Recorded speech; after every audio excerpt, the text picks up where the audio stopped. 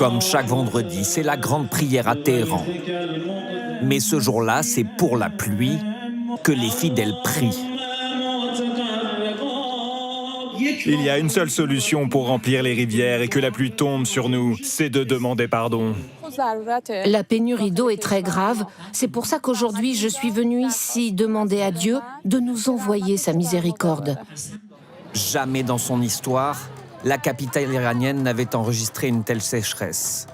Pour nous, des habitants de Téhéran ont accepté de filmer leur quotidien, à condition de rester anonymes. Cette femme nous montre les gestes les plus simples, devenus impossibles. Putain. Pas d'eau en ouvrant le robinet. Pas d'eau non plus pour les toilettes. Régulièrement, dans plusieurs quartiers de Téhéran, l'eau est complètement coupée. On ne sait pas quoi faire. On ne peut plus faire la vaisselle. On ne peut plus rien laver. Même nos plantes vertes sont en train de mourir. Pour tenir, cet Iranien stocke de l'eau comme il peut. Regardez, ici c'est ma réserve d'eau dans la salle de bain. C'est comme ça la plupart des nuits, l'eau est coupée. Au moins je peux utiliser ça pour me rincer, pour me laver et sortir de la douche. C'est comme ça qu'on vit. Quand il y a de l'eau, elle a parfois cette couleur. Ça arrive souvent que l'eau soit totalement jaune ou brune. Il faut laisser couler et attendre pour qu'elle revienne à sa couleur normale. Face à cette crise, le président iranien a fait une annonce choc. Il veut déménager la capitale.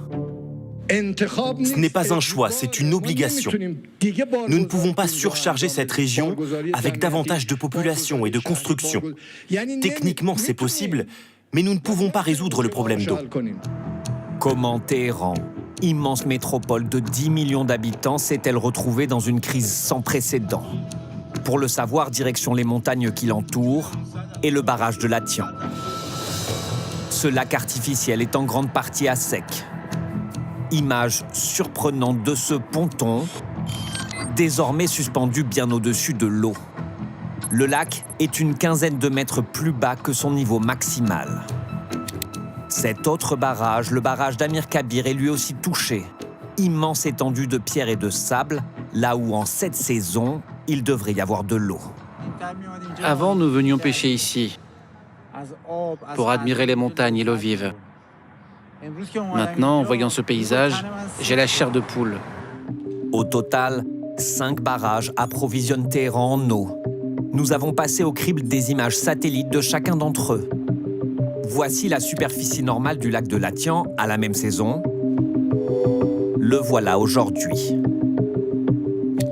Pour le lac de l'Ar, c'est encore plus impressionnant. Tous sont en grave déficit hydrique, entre 32 et seulement 1% de leur capacité. Principale raison, Téhéran connaît sa pire sécheresse. Depuis le début de l'année, il n'est tombé que 62 mm et c'est la 5e année bien en dessous de la moyenne annuelle. Selon ce rapport d'experts internationaux, une sécheresse rendue possible par le réchauffement climatique. Un tel événement a environ 50 fois plus de chances d'arriver à cause du réchauffement planétaire. Des experts et certains habitants pointent aussi la mauvaise gestion de l'eau de Téhéran. Surtout, déménager la capitale leur semble une solution illusoire. Le président de la République, il est marrant. Il pense que nous sommes comme des flamants roses, qu'on peut aller d'une ville à une autre comme ça en volant sans problème. Mais c'est pas possible. Nous travaillons ici, nos enfants étudient ici. Pour l'instant, la neige est encore rare sur les montagnes autour de Téhéran, alors que normalement, cette neige constitue une importante réserve d'eau naturelle pour la capitale.